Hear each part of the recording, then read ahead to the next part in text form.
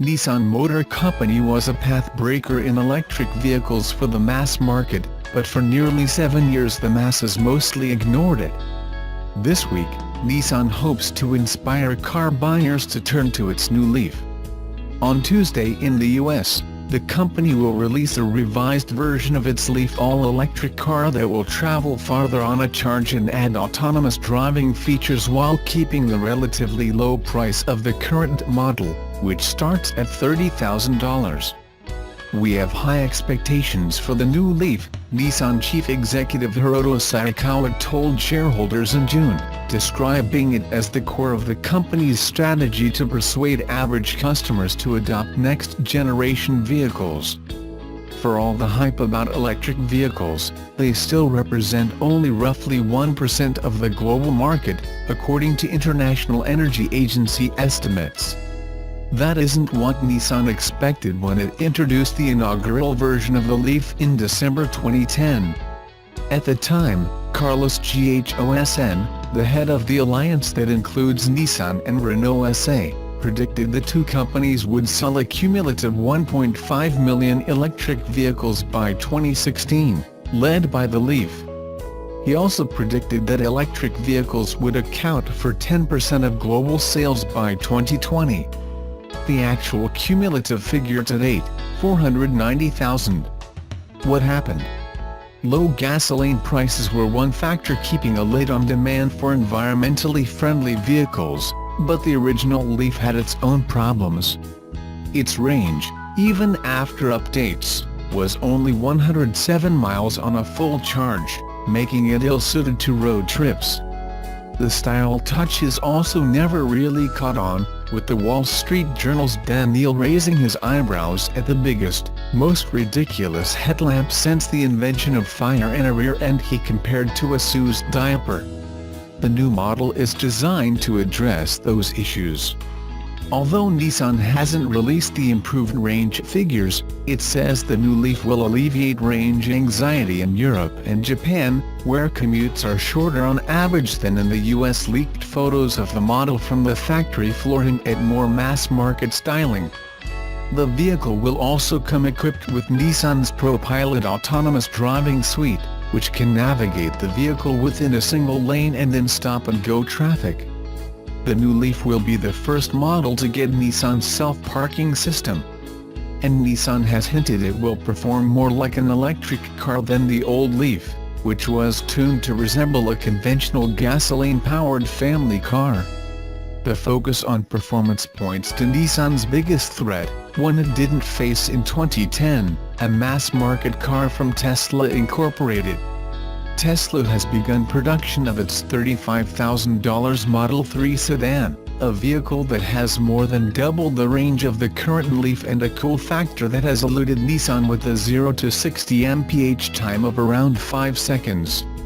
Around 500,000 people put down a $1,000 deposit to reserve the Model 3.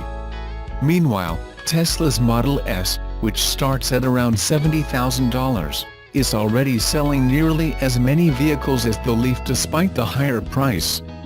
Now if people think of electric cars, they think of Tesla, said Julie Boot, an auto analyst at Pelham Smithers Associates. It must be disappointing for Nissan. The Tesla hype does seem to be getting to Nissan. Speaking at the June shareholder meeting, Mr. Ghosn said Nissan has sold far more electric vehicles than Tesla over the years, despite the outsized media coverage it receives.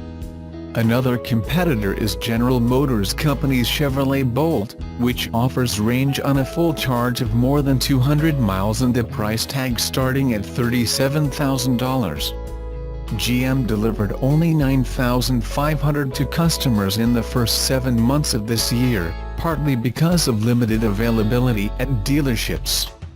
For the moment, Nissan still enjoys a first-mover advantage in all-electric vehicles, given its experience and the lack of direct competition from most major automakers. But that advantage might not last long.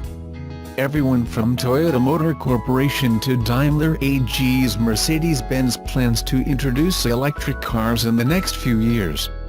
In the future, they're just one among many others, said Ms. Boot. The new 2018 Subaru Crosstrek just arrived in showrooms, and it's already powering Subaru to record sales highs.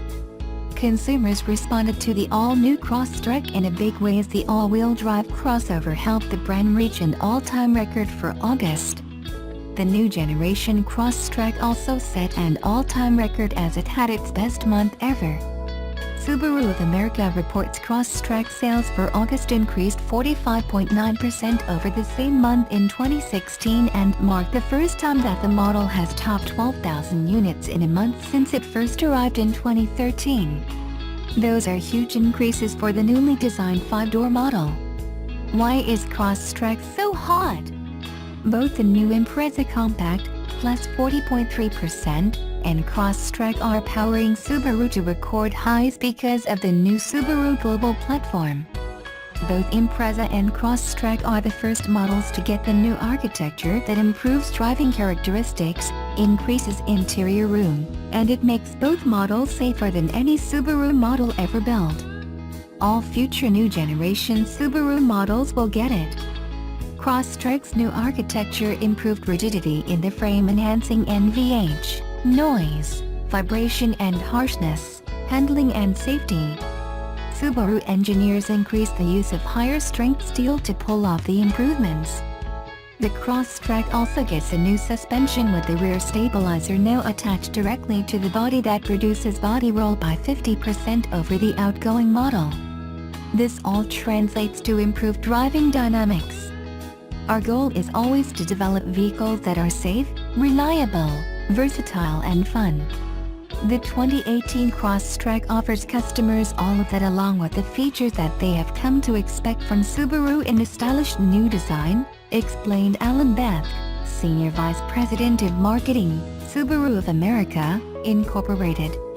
Consumers are doing their research when looking for a new crossover and are responding in a big way to the new 2018 Subaru Crosstrek.